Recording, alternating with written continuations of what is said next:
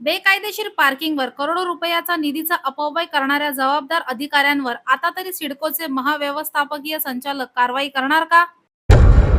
जे सिडको प्रशासन स्वतःची पार्किंग आहे असा मालकी हक्क सांगत होते, ते प्रशासन आता वित्तीय हानीची जबाबदारी घेणार का? सिडकोच्या बेकायदेशीर अनधिकृत पार्किंगमध्ये आगीचा तांडव, दोन महागड्या गाड्या जळून खाक. सुदैवाने जीवितहानी टाळली, परंतु भविष्यात अशाच प्रकारे आगीच्या घटनेतून जीवितहानी झाल्यास याला जबाबदार कोण?